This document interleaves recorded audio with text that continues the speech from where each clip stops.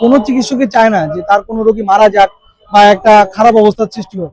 তো চিকিৎসা প্রদানরত অবস্থায় কোনো চিকিৎসকের উপরই যে আক্রমণ, এটা কাম্য নয়। কারণ আপনি আমাদের একজন চিকিৎসক ডাক্তার নাসিরের উপরে উপজেলা হেলথ কমপ্লেক্সে দায়িত্বরত অবস্থায় একটি রোগী মৃত্যুকে কেন্দ্র করে তার উপরে নির্মমভাবে আক্রমণ করা হয় এবং আমাদের ডাক্তার নাসির ভাই বর্তমানে ঢাকা মেডিকেলের ক্রিটিক্যাল কেয়ারে ভর্তি আছে।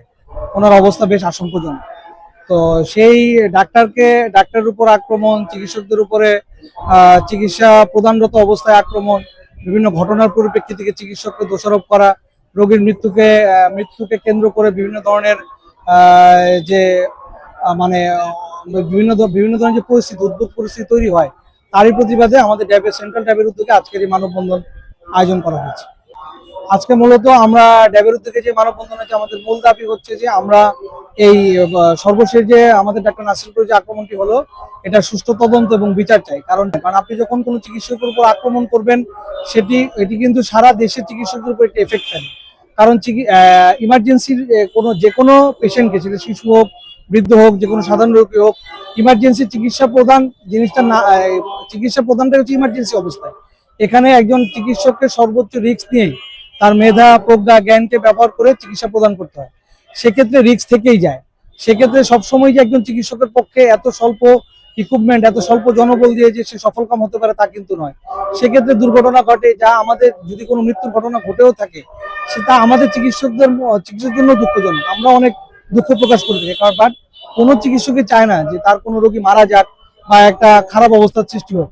বাট যেখানে আমাদের হাতে জনবলই কম, আমাদের লোকবল কম, আমাদের সুযোগ সুবিধা সীমিত, সেক্ষেত্রে একটা জরুরি চিকিৎসারত অবস্থায় কোনো মৃত্যু, তার সম্পূর্ণ দায়ভার চিকিৎসকের উপর, এবং তাকে অ্যাটেম্প টু মার্ডারই বলা যায়, যেভাবে আপনারা ভিডিওতে দেখেছেন তার উপর কিভাবে আক্রমণ করা হয়েছে, এটা খুবই দুঃখজনক। সেক্ষেত্রে অন্য চিকিৎসক যারা আমরা চিকিৎসা দিয়ে থাকি সারা দেশে, আমরা মর্মাহত হই, আমরাও ব্যথিত হই। আমাদের পরিবারও শঙ্কাবোধ করে যে আমরা যখন চিকিৎসা দিই আমাদের বিভিন্ন ইমার্জেন্সি অবস্থায় আমাদের অবস্থা নিয়ে।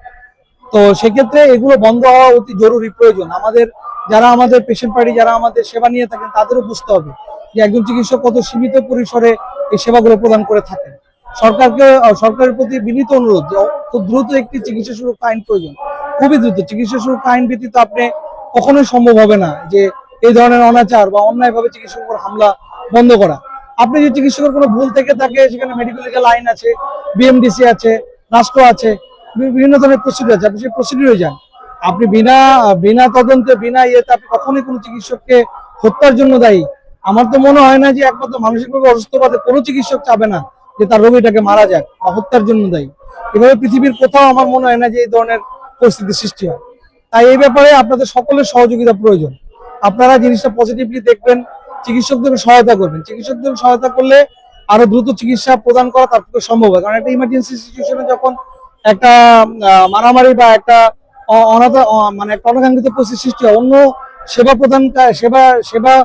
সেবা গ্রহীতা যারা আসে, তাদের সেবা প্রদানও কিন্তু ব্যাহত হয় এবং একটা অস্থিতিশীল পরিস্থিতির সৃষ্টি হয়। আশা করি আপনারা সবাই বিষয়টা বুঝে চিকিৎসকদের পাশে থাকবেন। আমরা আপনাদের পাশে ইনশাল্লাহ চেষ্টা করে যাচ্ছি এবং আগামীতেও যাবো ইনশাল্লাহ, যাতে দেশের মানুষদের সেবা আমরা করতে পারি। ধন্যবাদ।